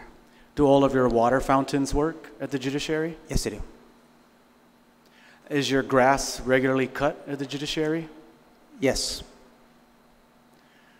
Are there any major structural issues or facility issues that are malfunctioning currently at the judiciary? I think just the work areas of the 80 probation officers who work in small spaces. They have, issues obviously with space and the ability to serve the over 7,000 folks that they supervise on a yearly basis. But other than that, again, the historic courthouse, which also houses much of Supreme Court functions, they also struggle for space in some of the facilities as well. And does your air conditioning work? Right now, I saw some folks on the old historic courthouse building today doing some maintenance because it's a struggle there. But the Guam Judicial Center, the air has been working okay so far. Okay, thank you for answering those questions. So with that, I'd just like to point out, Mr. Chair, to my colleagues that the judiciary's, all of its restrooms work, its air conditioning works, all of its water fountains work, I cannot say the same for the public schools. Thank you, Mr. Chair. Thank you, Senator Clint. Senator Torres, you had a point of information you wanted to provide to my colleagues, so we'll... I do have I was just made aware that the Chief Justice is en route, and I believe that she has information about the impact of the fee increases. And, you know, I would like to afford her the opportunity, if possible, because, Mr. Chair, I have a great deal of respect for this third and co-equal branch of our government, and I think that, you know, many of the arguments here, while they may be relevant for argument's sake, I think that they are very much misplaced, because we have a well-functioning branch of government that we should actually emulate. And we also have the fact that this third co-equal branch of government, in fact, services many, many clients in Guam in a very effective way. And, you know, to have the argument be specific to something like maintenance, I think is very misplaced and very unfair in the grand scheme of what this co-equal branch of government provides to the community of Guam, especially those who are marginalized and in great need of services. In fact, they do administer justice for us, and so I'm glad that the Chief Justice is here, and I'll just reserve any further comment. Thank you. Thank you. Does any of my colleagues have any questions for the Chief Justice? Ma'am, sir. Actually, thank you, Mr. Chairman. I have a question for Mr. Sean. Gumatautau. Okay. You know, Mr. Gumatautau. But I just wanted to make sure to recognize the Chief Justice is here. She's been sworn in, so she's ready to go. Thank you, Mr. Chairman. Senator, your question to Mr. Shah. Actually, Mr. Chairman, out of courtesy to the Chief Justice, I can defer my question unless you're going to allow her to address the body, or do you want me to proceed with Mr. Gumatautau? I don't think Sean will have any problem. The Chief Justice would be expecting him to answer most of the questions. Thank you. Senator Castro. Yeah, thank you. Mr. Gumatautau, you know, the priorities that were placed on the table moments before the Chief Justice walked in, you know, I'd be hard-pressed not to support the amendment. And I cannot emphasize enough the importance of the previous speaker's question, specifically as it relates to the court's ability to project based on maybe the number of units per fee that had been increased. I share this with you because it was a very arduous and very tedious process that the prior administration went through in order to justify giving GMHA the ability, which actually they inherently had in the code, but to move forward with their increase in the respective fees. And I can list them, and basically what they did was took a unit cost and the increase and the delta times the number of times that unit was used in a procedure, and that would give us how much more they expected to receive. So the judiciary, Mr. Chairman, is about to lose $1 million on the table if we can't get, in my opinion, at least as far as I'm concerned, a clear answer on the anticipated revenues as a result of the adjustment upward. What is or was the anticipated revenue enhancement as a result of the fee increases? And I want to give you that opportunity, Mr. Gumatautau, especially the Chief Justice, based on the speaker's prior question, because it's an important one for me as well. Thank you.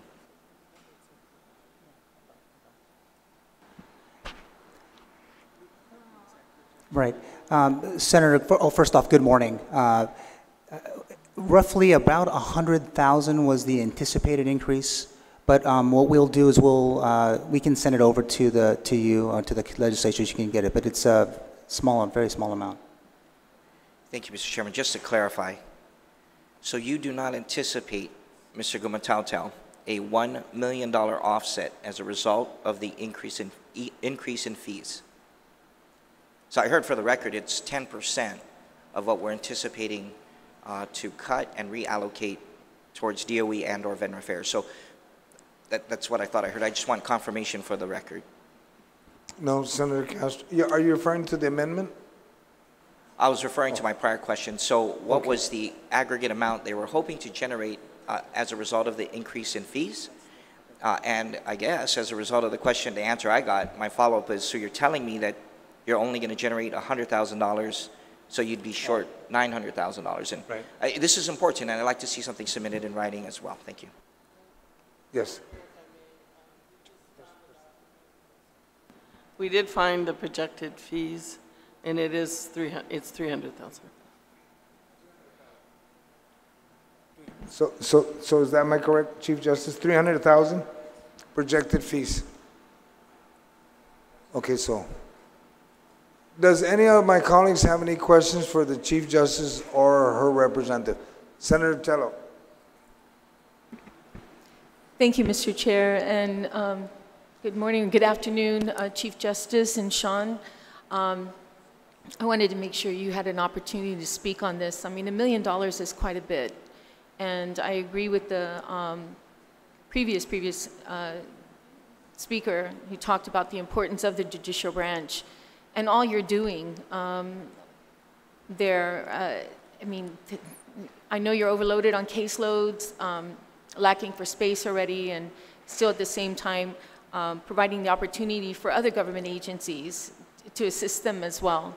So I appreciate it, greatly appreciate it. And I apologize that this is so last minute. It doesn't prepare you enough with providing you all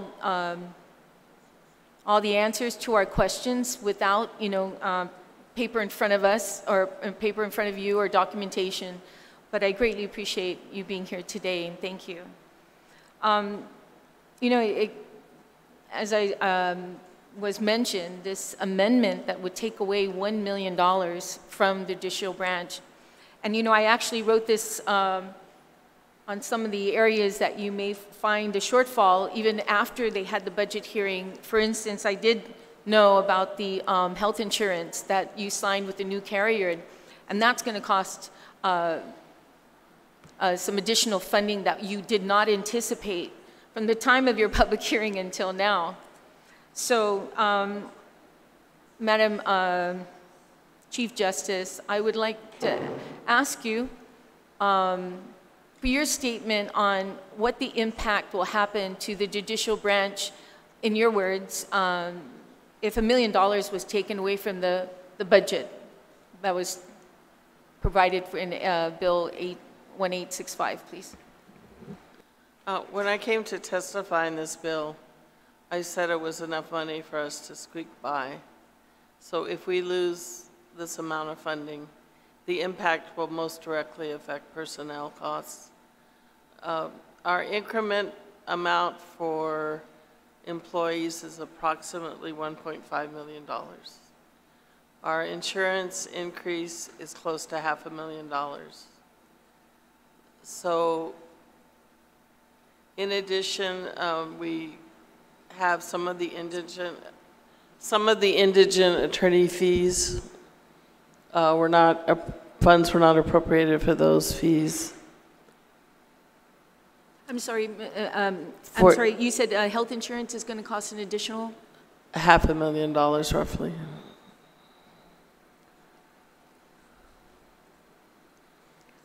And that was probably because of the bill that was passed by this legislature. It probably made that impact to you guys on choosing your carrier. Okay, go ahead. I'm sorry to interrupt. I'm sorry. So the impact will fall on personnel, and I'm not sure how that would be handled. We could simply suspend increments for 2/3 of the year, another 2/3 of the year. That would mean that judiciary employees won't be treated the same as executive branch employees. We can increase the employee share of the health insurance. We can do other things that will cut back personnel costs. That's realistically the only place that we can cut. We have barely enough to cover our normal operational expenses. So any cutback will be directly affecting personnel one way or another.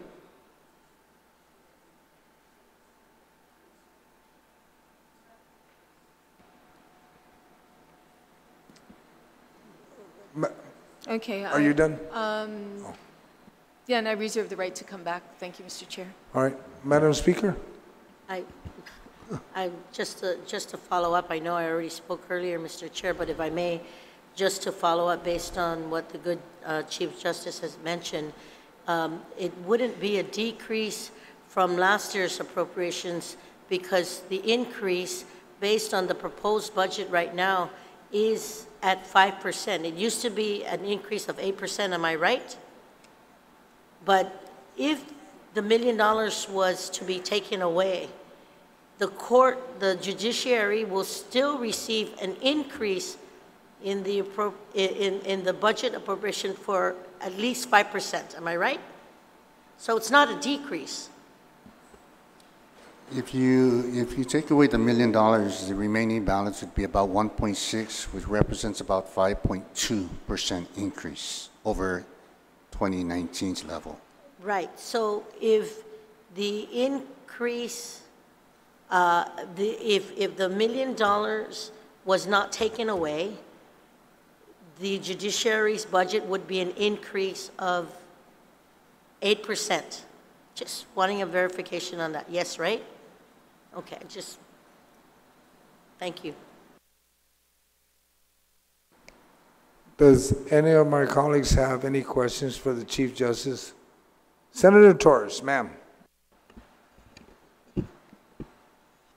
Sorry, Madam Chief Justice, I can't see you, forgive me, but I just want to ask you, can you enlighten the senators about the impact of the budget cuts to the judiciary for the last 2 years on the renovation of the building for probation and also on the judiciary's ability to retain the parking lot lease behind the judiciary? Okay. If I may say a few words about the building on Route 4. When we had gathered together about $1 million, we anticipated that would be the cost to renovate the building. We entered into negotiations. We leased the building, which has 65 parking spaces, for moving the probation division from rather dilapidated, poor working building into a renovated building. We had the money. We were able to get 1 year of free rent on the lease. And then the floor fell out from underneath us. The administration cut our allotments drastically. We have gone through several appropriation budget cuts. And the $1 million that we had earmarked for the renovations was no longer available. We did go out to bid on the project before that $1 million was gone, and our bid came in at $1.8 million. So it was clearly over what we had set aside for that building, primarily, I believe, because of the labor shortages on Guam. We were and continue to be in negotiations to borrow funds that have been authorized by the legislature. And rather than use that money to purchase the parking lot, we changed the priorities so that we could renovate Route 4. It's more important to get our probation employees working in a good facility, a safe facility, and that became our priority. It's still our priority that if we're able to borrow any money, that it would be used for renovation of the Route 4 building. In the meantime, we have put that building lease to use by using it for parking, and we canceled the other parking lot lease. We cleaned up the parking area for the Route 4 building, and it's been available along with, because of the legislature's permission, of the Department of Administration parking area. So we were able to save considerable on the parking lot lease. That lease had expired, and we just simply have chosen not to renew it. So if our negotiations for a loan are successful and we're able to get enough funds for the new building renovation, or the Route 4 building renovation, it is still our intention to do that. Meanwhile, we've made an application to, and Mr. Gumatauta has been involved in that, to get other funding to rehabilitate the historic courthouse. With respect to the lease, the Judicial Council acted, I think, appropriately in trying to secure a building close to the court that could be used for the probation division. Your Honor, the Indigent Defense Fund has also been underfunded. Is that correct in prior years? Yes, there is funding, and it is reflected in this bill for the alternative public defender office that is funded through the court. But the private attorney panels, where we are required to get attorneys when both the public defender and alternate public defender are not available, funding for that has not been, I don't think there's any funding for that in this bill, and in years past it's been severely underfunded. And so a lot of the gain that you would have from the increased fees from the schedule would help fund indigent defense. Is that my correct understanding? Yes. So whatever gain you have from these increased fees, which is about $100,000, will go directly to help poor people get defense services. I believe that the money is earmarked for the client services fund. Client services. It doesn't go into court operations in that sense that it will pay the power bill or pay employees. It's for indigent and other client services. So in that regard, Your Honor, I hope that we don't further impede your successes in providing more client services to our community that I think is in dire need. You're correct, because even though we're allowed to use some of our funds, and we have used some of our funds, because of the last 2 years of severe budget shortfalls, we're at the end of that funding source. So we're dependent almost entirely on this year's appropriation for court operations.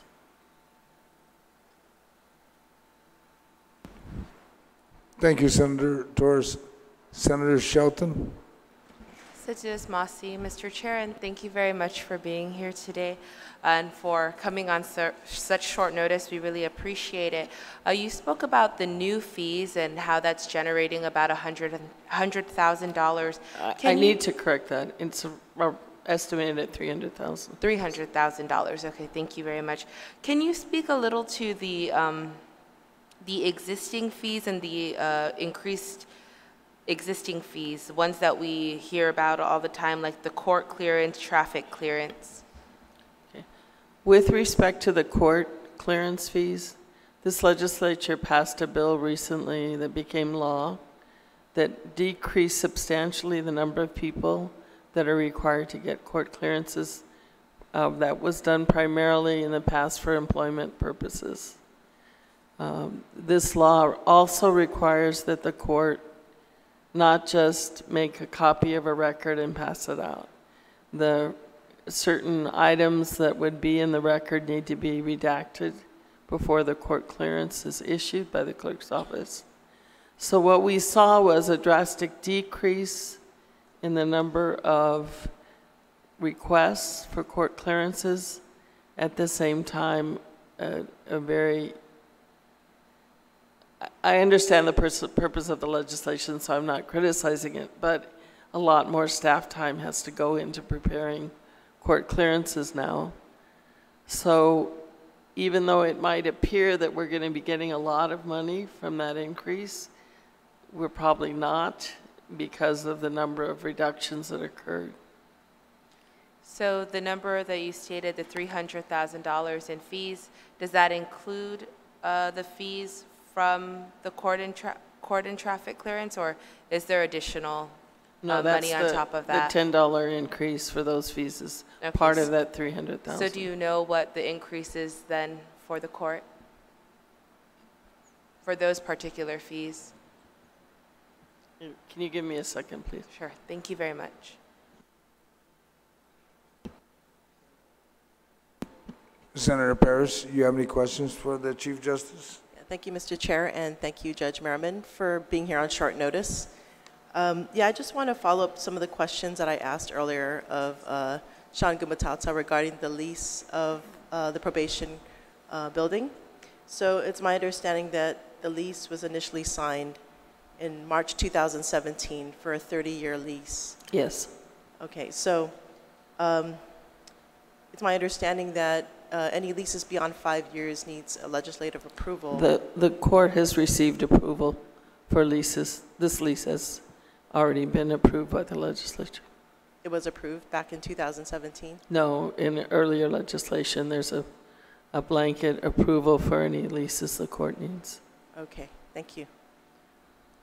So going back to the terms of the lease, you know, according to the, so it's my understanding too that there is a council, a 5-member council that determines, I guess, the management of this building or the management of this lease. Is that correct? No. The court administrator will manage the lease. The Judicial Council is the governing party of the judiciary. It's an advisory council to the Supreme Court and the Chief Justice. Okay.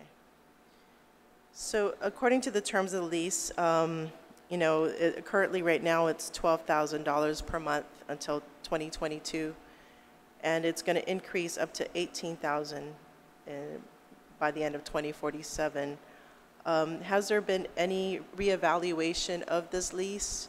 And is it possible to renegotiate this lease because currently it's not occupied and there doesn't seem to be any funding right now to get the building in operational. So has there been the determination as far as, you know, how can we save the government money or maximize the use of the government money? We have done that by using it for car parking rather than the parking lot that was adjacent to the law library. So in my mind, it is being used. Instead of paying for a parking lot lease across the street, we moved it over to that building. But we're still currently paying $12,000 a month. Yes. And that's for an empty building. It's for a parking lot at this point. We hope very soon to have it used as a probation division. So is that contingent upon getting more funds? Is that, I mean, that was my understanding from the earlier line of questioning. Yes. Is it contingent upon getting more funds for the rehabilitation? We now anticipate, rather than being able to use money that had been set aside for that purpose, to borrow the money in order to do it. And that's our #1 priority in the loan agreement we're seeking. What's the timeline on that? We're hoping to finish negotiations around sometime this fall and enter into the loan before the end of the year. That's our current. So this fall, meaning a couple months from now? Yes. And how we much had entered into a very lengthy and not very productive negotiation with USDA. And we, about early this summer, decided that we were not going to be able to proceed with that. So we have now gone out for an RFP for commercial lenders, and we anticipate making a selection and entering into that agreement before the end of the year. So the 33 million appropriated currently in this budget, what portion of that would go towards, I mean, is that? None of it. None of it would go towards it? No. Okay. Well, I should take it back. At the present time, we still have to pay the lease payment, but in terms of rehabilitation and construction, none of it would be used for that purpose. We no longer have general fund monies that we could use for that purpose. And so right now, the lease money is coming from general fund? I believe it's from the building fund. And that's funded by which source?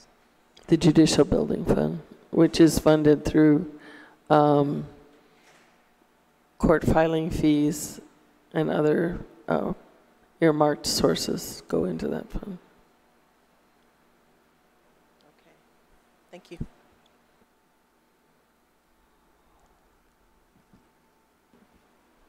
Senator Paris, are you done, or are you still? Yeah, thank you, Chair. And with respect to Senator Shelton's question, we looked at the document. We can't quite figure out how much is coming from the increased clearance fees. We'll have to get back to you on that. I'm sorry. Senator Tello, you have a follow-up question? Yes, I do, Mr. Chair. Mr. Chair, maybe Steve can help me with this, but in FY18, how much was allotted to the judiciary in FY18? Steve? Yeah. In FY18? Not 19, FY18. For judicial? For judicial, Yeah. yes, yes. Give me a second. Thank you. If I may, Senator? Yes. The legislature appropriated sufficient funds for the legislature in FY18. Right. But our allotments were drastically cut, and we did not receive, I think, those fundings. Anything close to what we needed for operations, and we had to begin our serious cutbacks and reductions of expenditures in FY18 because of that cutback. And then in FY19, you received even more cuts, if I'm not mistaken. It was about status quo based on what we had received from DOA and what was appropriated from. For FY19. If you would stand by, OFB is going to pull up that specific Okay. data, exactly what they were budgeted. Yes, ma'am, Madam Yeah, Speaker. Mr. Chair, just to follow up on that, maybe to get better clarification based on the appropriated levels right now for 2020, maybe including seeing what is looked at with the Judicial Client Services Fund, the Judicial Building Fund, and then including all those numbers. Also,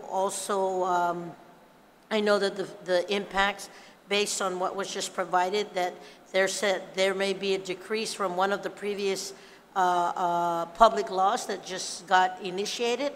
So maybe what we can do is look at the comparisons there to see, because Mr. Chair, it's important that we get a realization of the pictures.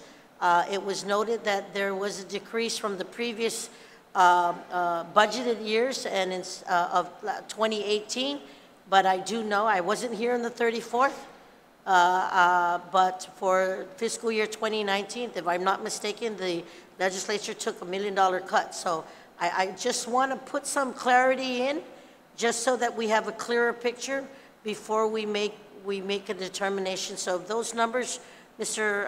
Executive Director, or maybe we can ask for a break before we close on this amendment to just get some further clarifications on what is appropriated, just so that we, as our colleagues, all have a clearer picture on what is out there.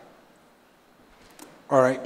Senator Clint had a question right before I do call for the recess, and then we'll... Thank you, Mr. Chair. I just wanted to thank, first of all, the Chief Justice for your presence on such short notice. Thank you, Your Honor. And I just have a few questions for you before we go to recess. Are you anticipating any lapses for FY19? No. What is this? We have a number of employees who are retiring, who have retired, and we have a big bill for their what we have to pay for their retirement to take effect. Okay. How about case filings? Are case filings up or down? I know that traffic citations are drastically reduced. Otherwise, I think things are about the same. Or Sean has more. Senator, case filings from last year were 11,000 case filings, so it's actually actually it's lower than the previous year. Thank you. Do you have Traffic was also down as well, so simultaneously. So case filings have shown a decrease. But I will tell you that we've in this fiscal year we are seeing and we're tracking different case filings increases in other areas. Than the previous. In other areas, yeah, for this current fiscal year, or current fiscal year. Do you have a reserve, and if so, is there a balance on that reserve? 2 years ago, we had a reserve. I would say at this point, no, we don't have much of a reserve, if anything. And is there a balance in the judicial building fund? No. Is there any balance in judicial client services fund? I believe so, yes. Okay, thank you. My colleagues, there are many questions that have been asked, and we need to do a little bit of research so we can come back to the table. To ask more is only going to pile the table, or it's going to dilute it. So I'd like to thank the Chief Justice for showing up today, and Sean. And we're going to recess for 1 hour. It's 12:10. Come back in at 1:10, and let's get back, and then you can ask the questions. But I think the Chief Justice provided most of the information. And then Senator Therese. Just a point of inquiry. Is the Chief Justice able to come back in an hour, or all right, thank you. Okay, so we're at recess until 1:10. So please be punctual.